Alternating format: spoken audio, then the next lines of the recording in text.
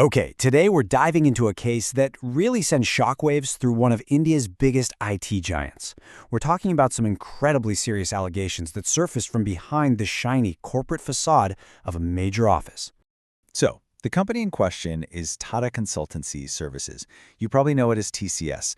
I mean, this is a global powerhouse. For so many people, a job at TCS is, well, it's the dream, right? It's seen as this symbol of a stable, secure, respectable career in the IT world. But that carefully crafted image, it started to crumble. And it happened when several women, all from the same office in Nashik, started coming forward with some really disturbing claims. Suddenly, a very different picture of what was going on there began to emerge. And that's the thing, right? You have this massive gap between the public image and these private, deeply troubling allegations. It just leaves you with one big question, and that's what we're going to dig into. What was really going on inside those walls? All right, let's get into the specifics. How did all of this supposedly happen? We're going to look at the alarming pattern that was alleged and how things that might have started as just normal office chat reportedly became, well, something else entirely. The complaints themselves were pretty wide-ranging and really serious. We're not talking about a one-off comment here. The allegations pointed to a pattern of behavior, things like workplace harassment, a lot of emotional pressure, really uncomfortable personal interactions, and it even went as far as alleged attempts to influence people's personal and religious beliefs. And this is a really key point, the way it all supposedly escalated.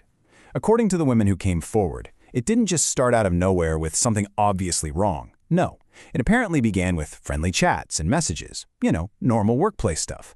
But then, those interactions allegedly got more and more personal, started crossing professional lines, and eventually moved into territory that was just deeply uncomfortable.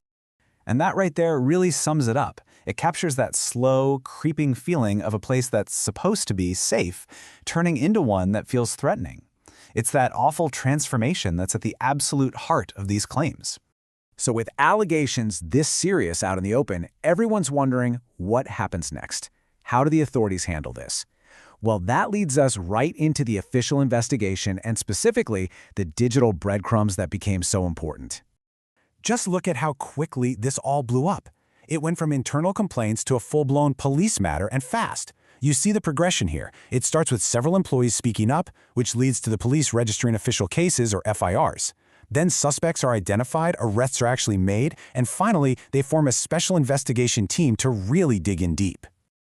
And you might be wondering, what's a special investigation team, or SIT? Well, it's a big deal. When the police form an SIT, it basically means they see the case as really complex and very serious. It's a signal that they're dedicating a special team with focused resources to get to the bottom of it. A huge piece of this whole investigation revolved around that digital trail we mentioned. I mean, investigators are smart. They know that in our world, workplace interactions don't just stop when you log off your work computer. So much happens online, and that's where they believe the evidence might be. And they looked at everything. We're talking WhatsApp chats, Instagram DMs, you name it. They were digging into all sorts of social media activity and online behavior because they understood that this kind of alleged harassment doesn't always happen face-to-face. It can spread across all these different digital platforms.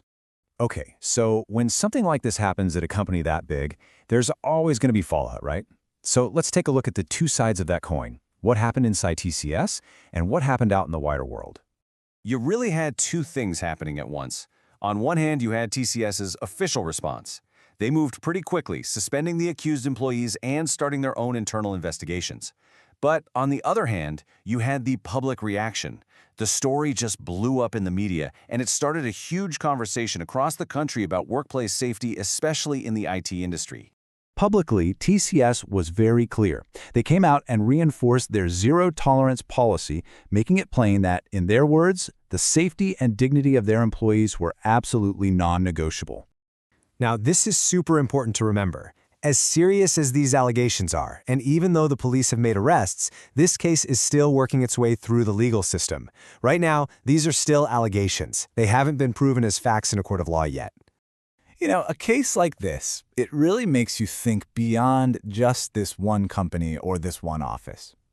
So let's pull back a bit and talk about the bigger conversation this whole thing has kicked off about workplace culture, not just at TCS, but everywhere. And it brings up a really important question, doesn't it? I mean, pretty much every big company has a zero-tolerance policy for harassment written down somewhere. But is a policy on paper enough? Does it actually guarantee people are protected? What this case suggests is that sometimes there's a huge gap between the rules and reality. And that's the real takeaway here. True workplace safety isn't just about rules in a handbook. It's about the culture. It's about that feeling you get when you walk in the door, an environment where respect isn't just a buzzword, it's something that's practiced every single day. So what does a genuinely safe culture even look like? Well, it's built on a few key things, right? It's about awareness, mutual respect, respecting people's beliefs. It's about accountability. And maybe the biggest one of all, creating a place where people actually feel brave enough to speak up when something's wrong. And I think this is something we all need to remember. The biggest problems at work, they almost never start with a big explosion. They start quietly. They start in those little moments, those conversations, those interactions that just feel a bit off. And that really leaves us with the ultimate question. It's one thing to have a policy or an HR department you can go to. But the real challenge is, how do we build a culture where every single person feels safe enough to not only recognize those quiet wrong moments, but also feels confident enough to actually report them? How do we get there?